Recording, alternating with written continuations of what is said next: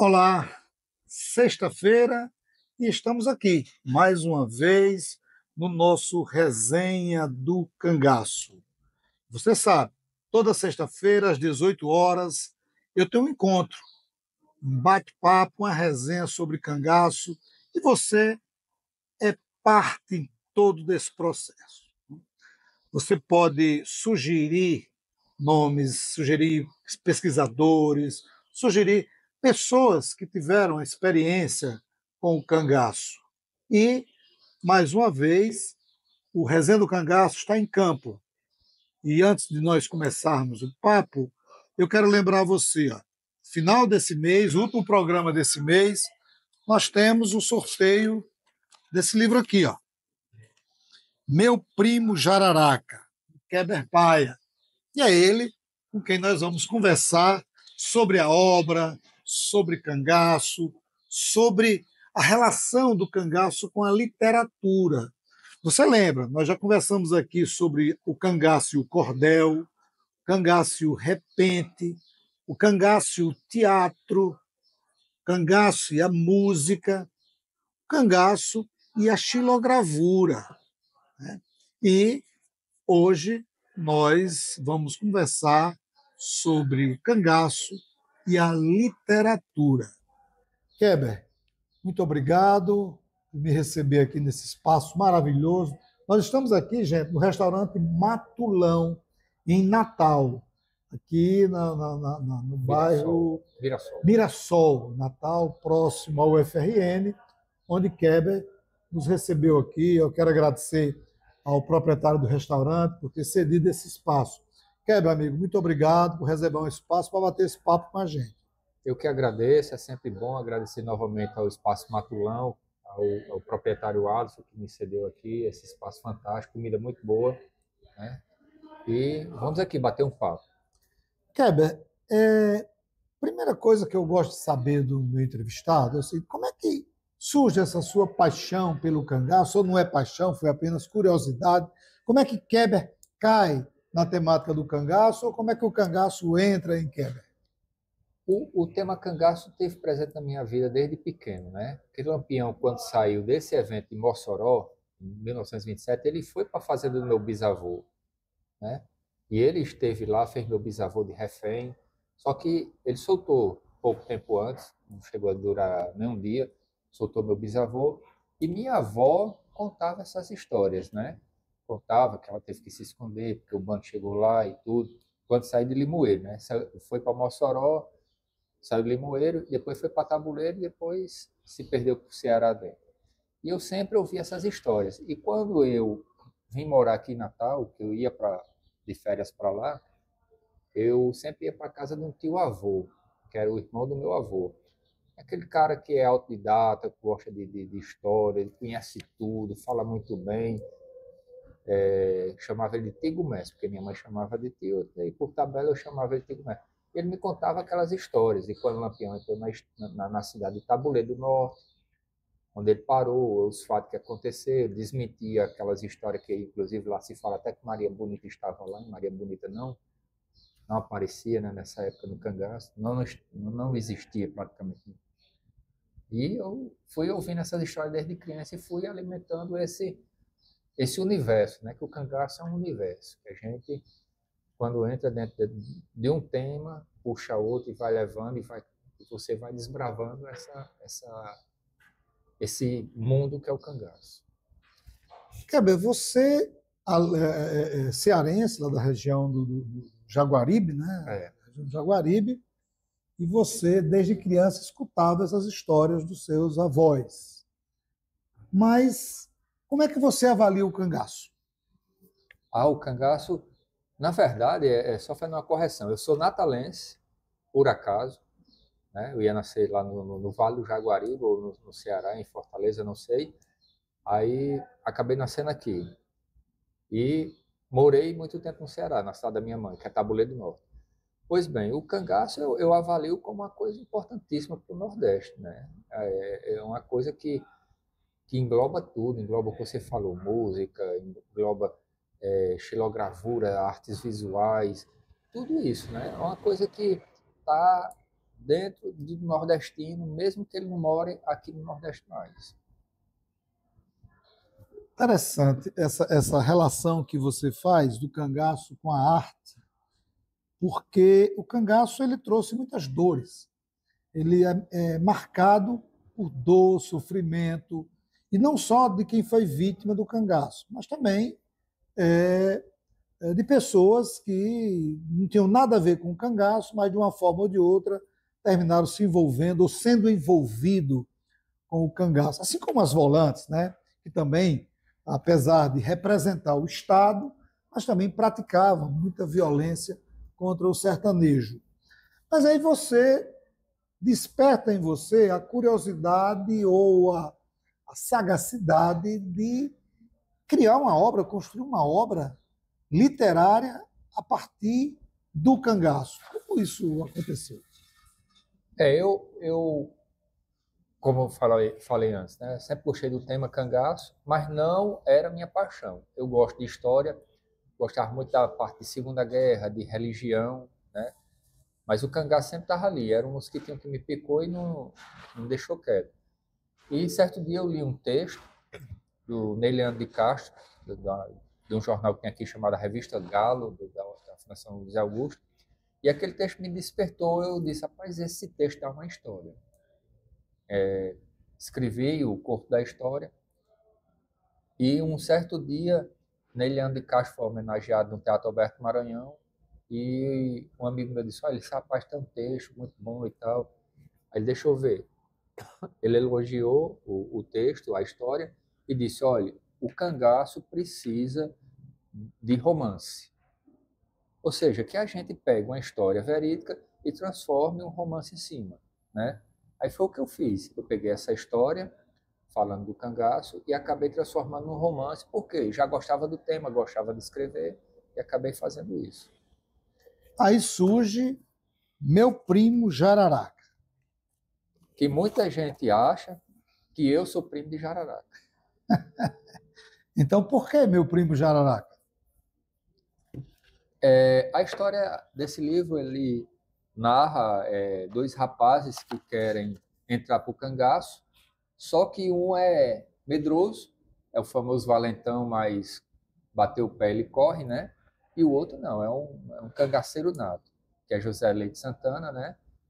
E eles combinam de quando tiverem maior entrar para o cangaço. Eu faço uma breve narração sobre essa ideologia deles, que antigamente o cangaço era como se fosse um jogador de futebol hoje em dia, né? Para ganhar dinheiro, para ter fama e tal, né? E eles pretendem fazer isso. Só que Jararaca vai, que é o José Leite Santana. E o outro fica até com medo, deitado na rede com febre, de encarar uma realidade dura, né? Que é o cangaço. E a história é desse que ficou, que é o primo de Jararaca, contando a história do primo. Então, por isso que é meu primo Jararaca. Não por eu ter algum parentesco com ele, né? Interessante. Nós já fizemos outros programas, como eu disse no início, sobre música, sobre o repente, sobre o cordel, sobre o teatro, sobre xilogravura. E eu queria saber de você, que é o seguinte, como é que você vê, né, o cangaço influenciando a arte? A música, o teatro, o cinema, a literatura. Como é que você explica que um fenômeno que maltratou, que causou horrores a uma sociedade, a um período da história, como é que hoje você olha para tudo que é arte, ou quase todas as artes, e você vê o cangaço ali presente? A história do cangaço, ela tem esse lado B, né? O lado dos horrores, né? O lado mais pesado. Mas o que eu acho que é mais importante é deixar esse legado dessa riqueza, né? Que está dentro de cada nordestino. Apesar de eu morar numa capital, eu não deixo de ser um nordestino raiz, não deixo de gostar das coisas do sertão. E tem coisa mais bonita do que um forró, um chachado, né? Hoje em dia, esse forró que a gente ouve por aí não é mais como o professor, o maestro Cláudio, né? Mas Cláudio falou que no seu programa, ele disse, tá tudo mudado. Eu não escuto uma música daquela. Esses novos talentos que se dizem que é talento, para mim não são talento. Para mim, talento é Luiz Gonzaga, Marinês, né, o próprio Dominguinhos, e, portanto, os outros que... Santana, que ainda carrega essa bandeira, né, Flávio José e outros que carregam ainda. Tem muitos artistas bons, mas o estilo de música não é. Né? E o que eu acho é isso aí, que tem coisa bonita de você olhar uma chita, uma decoração de chita, você já remete que é uma coisa ali do sertão. Eu acho que isso aí nunca vai morrer. Por quê? Porque é uma coisa boa. Aquele que é bom não morre. Fica um pouco adormecido, mas sempre volta à sua evidência. Kleber, eu queria voltar um pouco mais para esse livro seu. Eu li o livro e na primeira vez que nós nos encontramos foi na Feira do Livro em Mossoró, em 2023. Na ocasião, você me falou algo que eu achei curioso. Era sobre as histórias que se contava lá na Capela de São Vicente, em Mossoró. Isso. Esse livro ele é ambientado no banco da Capela de São Vicente. Foi onde ocorreu a refrega entre Lampião e o povo de Mossoró, né?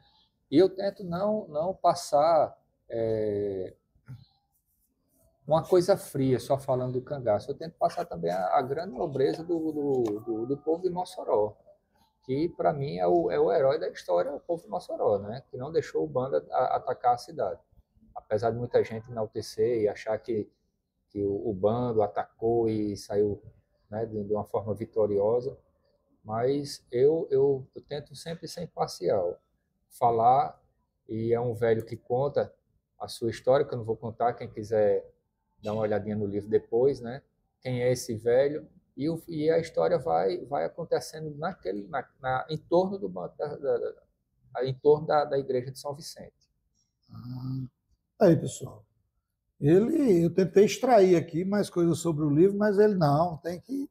E realmente, você tem que adquirir o livro, é bom, você pode entrar em contato com o nosso programa, o e-mail é resenhadocangaço@gmail.com, ou mesmo aí no comentário você coloca o contato do Kleber, a gente passa o contato, ele pode dar o contato agora, e você adquirir o livro, né, para ler, para conhecer um pouco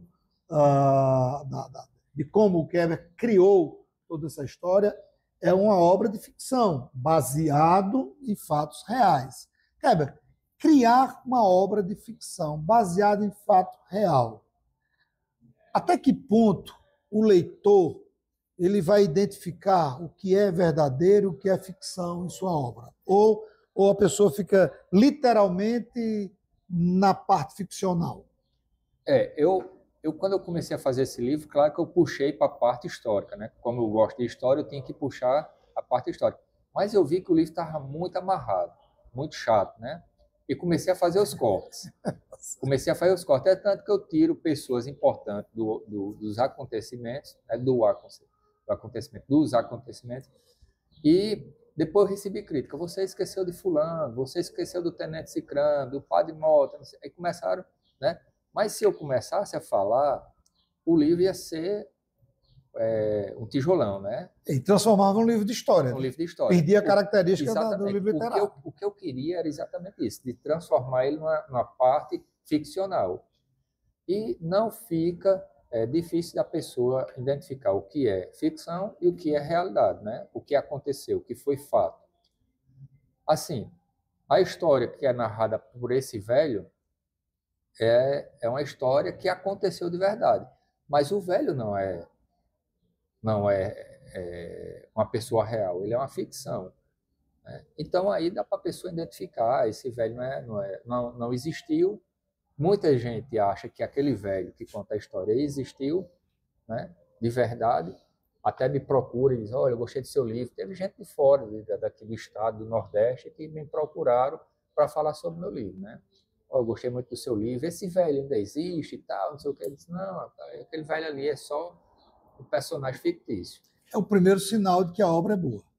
Quando desperta no leitor o interesse pelo personagem. Teve uma pessoa que me procurou, se daria para fazer um programa com esse velho? Ele ainda existe, eu disse, rapaz, não, infelizmente, O velho só na só minha na minha cabeça, só cabeça. na minha cabeça. Mas é um sintoma bom, né? Ou É, seja, claro, que o claro. livro, apesar de ter acontecido alguns percalços no livro, que a gente não vai entrar no mérito aqui, foi um livro feito às pressas, até porque eu comecei a cortar muita coisa e tinha que entregar no prazo. E o livro, graças a Deus, quem leu gostou, né? Teve quem não gostou, mas também achou que é um livro justo. Não é tão... Mas, graças a Deus, foi bem aceito. Eu quero lembrar você de que em janeiro, entre os dias 12 e 21, o Resenha do Cangaço e o canal Aderbal Nogueira, nós estaremos fazendo uma viagem chamada Rota Mística.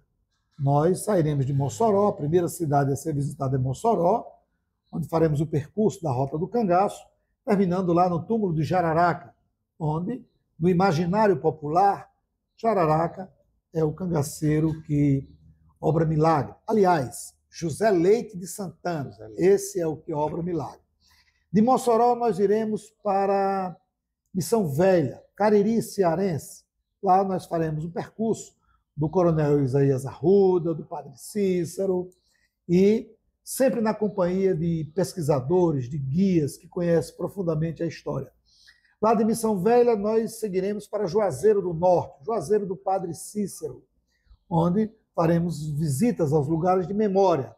De Juazeiro, iremos até o Crato, para o Caldeirão do Beato Zé Lourenço.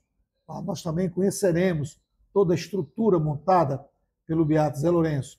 Iremos depois a São José do Belmonte, Pernambuco, lá nas Pedras do Reino, imortalizado na obra de Ariano Suassuna. De lá, seguiremos para Canudos, na Bahia, onde faremos o percurso da Guerra de Canudos, do líder Antônio Conselheiro. E, em seguida, seguiremos para Angico, lá em Piranhas, Alagoas, onde conheceremos lá o local onde o bando de Lampião foi dizimado, ou pelo menos uma parte do bando, na companhia de estudiosos e pesquisadores. Se você quiser ir conosco, entre em contato. O e-mail narotadocangaço@gmail.com. Lá estarão todas as informações que você vai precisar. Os hotéis, a rota, a alimentação, tudo isso está lá. E será um prazer receber sua família para esse passeio. Eu e Aderbal Nogueira estaremos à frente dessa aventura histórica. Keber, o cangaço atrai o leitor que gosta de literatura, a pessoa que gosta de cinema, de música. E a gente percebe em vários livros que a gente lê, não apenas livros de literatura, mas livros de história, algumas contradições na própria narrativa. Quando você estava preparando a sua obra, claro que você deve ter lido outras obras para fornecer algumas informações a mais. Você se deparou, principalmente a região que você foca, Mossoró, Limoeiro, Tabuleiro, essa região, você se deparou com obras que mostravam muitas contradições sobre isso? Na verdade, quando eu pesquisei, eu comecei com o professor Geraldo Maia, pesquisando, né? Professor Geraldo, um livro de Jararaca dele muito bom, e Honório, né? Que eu ia falar de Marcilon, e quase que eu no livro eu não daria importância a Marcilon, mas quando eu li o livro de Honório, aí eu vi que tinha que fazer uma ênfase maior, e sempre, como não tinha outros livros, eu sempre pesquisava na internet. Aí na internet eu vi que havia muita contradição. Um dizia uma coisa, outro dizia outra. E quando eu me deparava com isso, eu procurava realmente o livro físico de alguém que tinha estudado sobre aquilo, né? Procurei Guilherme Dantas, né, que me ajudou bastante elucidando alguns problemas, e outras pessoas, né? Fui pesquisando com o livro aqui e acolá, e vi que a contradição ela na internet não é simples, ela é vulgar, né? Cada um escreve o que quer. A seu modo, às vezes tem um Ctrl+C, Ctrl+V, coloca ali, mas sempre acrescentando alguma coisa para mudar, o texto é meu. muda alguma coisa sem responsabilidade. Isso aí eu achei muito estranho, sabe? Foi meu primeiro trabalho que eu fiz forte, assim, de fazer pesquisa, tanto que eu disse a você que eu iria sair um tijolo, né? Ia sair, eu acho que 3 vezes mais do que isso aí, de tanta coisa que tinha. Porque eu gosto muito de especificar as coisas. Às vezes, desculpa, às vezes eu me amarro especificando a característica de um personagem, de onde ele nasceu. Pronto, eu descobri um fato que uma pessoa me questionou, disse que Buí, que é a cidade onde nasceu José Leite Santana, quer dizer lugar de cobras, né? Ninho de cobras. Isso. E muita gente, não, isso aí não tem fundamento e tal. Você falou em Buíque, a cidade de Zé Leite Santana, que eu conheci Buíque, conheci a família do Zé Leite, lá estive.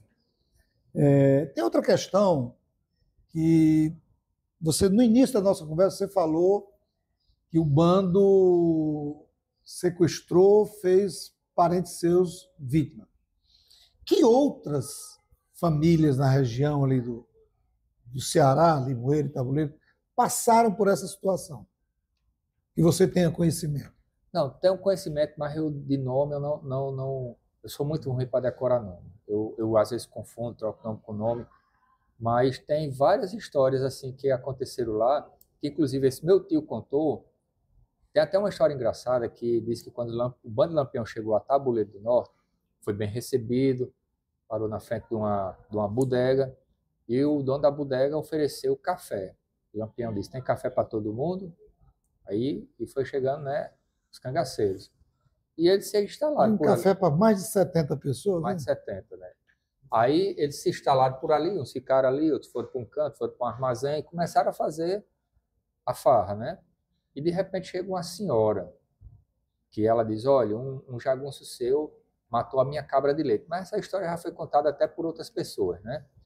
Então é aquela história, a mesma história que o Maestro Cláudio contou do punhal, O né? Que punhal. joga a criança para cima e apanha no punhal. Que ninguém, assim, a comprovação daquele. Pode ter acontecido? Pode. Não é nada extraordinário, né? Mas não há comprovação. E a gente trabalha com fatos, né? O professor meu dizia: contra fatos não há argumento, né? Então, até que se prove o contrário, não existiu. E ela diz: olha, um cara seu matou a minha cabra, que eu dava de leite aos meus filhos, né, meus netos. Aí ele chega para o jagunço e diz: olha, quem foi? Foi você. Pague o dinheiro da mulher. Aí vai pagar, ele diz: pega a esmola. Aí disse: não, paga a mulher. Mas capitão, eu já paguei. Disse: não, você deu a esmola, né? Aí essa história é contada de uma família que até teve lá e o pessoal bate o pé. Não, foi aqui, foi com a minha bisavó, não sei o que e tal. Mas existem várias histórias, né, de famílias, assim, desses causos que a gente escuta e não sabe se é verdade ou se é realmente uma invenção, né? Essas histórias elas são interessantes, porque aquela que o maestro Cláudio Henrique citou, atirar a criança para cima e parar no punhal, a história do sal, né? Do sal, que comeu 1 quilo de Um quilo sal, de né? sal. Aí, essa história aparece com o Lampião, aparece com o Chico Pereira, aparece com o Parece, Senhor Pereira, é, né? Com vários cangaceiros, esse episódio. até Jararaca ganha essa fama de ter apanhado Isso, né, a exatamente. Um criança com crime punhal. que, segundo depoimentos que eu colhi, que eu ouvi de pessoas, ele poderia ser, como de fato ele era, uma pessoa muito má. Mas esse crime não recai sobre ele. Mas, Em relação a Jararaca, quando eu fiz a pesquisa, que eu também ouvi muito, né? Essa pesquisa de ouvir, de ter pessoas da família, de ter pessoas que conhecem, disse que ele não era amado. Diziam que ele era muito, era do valente e aquele cara fechadão, grosso, né? O famoso grosso. Dizem que ele era bastante destemido, não tinha medo. É tanto que na história que conta que ele vai lá em Mossoró para tirar os embornais de colchete, né? Apesar de que dizem que muitos deles estavam bêbados, inclusive talvez Jararaca, né? Então, sinceridade, eu acho que ou foi insanidade de Jararaca querer ir salvar o amigo, que na verdade ele foi salvar, ele foi retirar as coisas, né? Ou ele era muito destemido mesmo, dizer: ah, vou lá para pegar porque eu preciso. Mas sempre eu ouvi falar isso, né? Agora, no comungo dessa história dele jogar, pode ter acontecido? Pode. Não estou defendendo Jararaca, não. Né? Estou defendendo a história como a história deve ser contada. Até que me provem, eu também não comungo dessa versão. Kleber, para você, o cangaço, o cangaceiro, aí você pode, independente de ser Lampião, Macilon, o Jararaca, Senhor Pereira, qualquer um, né? O cangaço em si. A gente pode caracterizar como um movimento social em defesa dos fracos e oprimidos? Não, eu acredito que o cangaço ele não é em defesa dos fracos, ele foi em defesa dos cangaceiros, né? Ali foi um contexto histórico, né? Que naquela época, hoje em dia não se vê isso. Hoje o banditismo é diferente, né? Então eu acredito que ali ele não defendia ninguém, ele defendia a causa dele, né? Como hoje qualquer um vai defender a sua causa se entrar no banditismo, vai querer o quê? Pilhar, vai querer ter suas riquezas para se manter e, como o próprio Jaraca disse na entrevista, né? A Laura da Escócia disse, não, a gente roubava para pagar a polícia, né? Então não acredito nisso dele defender os pobres, não. Claro, defendia numa necessidade, numa ocasião esporádica, mas não de ser a filosofia dele, de ser o Robin Hood, como muita gente fala, muita gente defende essa tese de Lampião ser um Robin Hood. Eu não acredito muito, não. Antes da gente começar aqui o nosso bate-papo, você falou, acho que a gente estava em off, né? Você falou do Novo Cangaço, né? Tem aquela série do Isso, Netflix que fez muito sucesso e muito bom. tal. Qual é a avaliação que você faz, a análise que você faz quando a minissérie coloca, faz uma relação entre o cangaço e esse novo cangaço? Existe uma relação, a gente pode comparar ou não tem nada a ver? Não, na minha humilde opinião, eu acredito que ali só tem de cangaço, do velho cangaço, do novo cangaço, o velho cangaço. Só o nome. Aquilo ali é banditismo que acontece normal, pode ser aqui no interior do Rio Grande do Norte, no interior do Ceará, em qualquer outro local, né? O cangaço ali só está no nome. Inclusive, não estou desmerecendo a série, porque a série é excelente. Inclusive, é uma coisa que eu acho, assim como o Ney Leandro falou para mim, ele disse, precisa-se de ter mais livros de romance sobre cangaço. Eu acho, na minha opinião, que deveria existir mais filmes sobre cangaço. Agora, filme honesto, que pega uma história, ou até mesmo uma história fictícia, mas que faça uma história sobre cangaço. A série O Novo Cangaço é excelente. Eu não gosto de acompanhar a série, porque a gente fica preso. Eu gosto muito de pesquisar, de ler, estou produzindo livros, já estou com 5 livros aí para frente. Uma coisa que eu nunca imaginava fazer era livro infantil. Estou fazendo livro infantil. Então, uma série prende muita gente. Quando eu assisti aquela série, eu adorei. E pelo pouco que eu vi, eles falam na palavra cangaço e lampião, acho que 2 ou 3 vezes. Então, é a única referência que existe de cangaço, naquela série de cangaço, é só essa aí, de falar e o título da minissérie. A Debal costuma dizer, e ele tem razão, que, por exemplo, os norte-americanos eles investiram milhões nos filmes de faroeste, né? E tornou-se uma referência do cinema americano mostrar a cultura, aquela cultura do cowboy. Tenho minhas restrições sobre a construção daquela identidade do cowboy, que é machista, poderoso, matador de indígena e outras coisas mais que eu discordo. Mas, do ponto de vista de produção cinematográfica, tem uma Excelente. representatividade muito boa. E a Debal disse, por que não se faz isso com o cangaço? Se a gente olhar a história do faroeste americano e a história do cangaço, nós somos muito mais ricos. Isso é a opinião de Aderbal, e eu concordo com essa opinião. Nós temos uma riqueza histórica do cangaço, e daí a sua obra literária é um exemplo disso.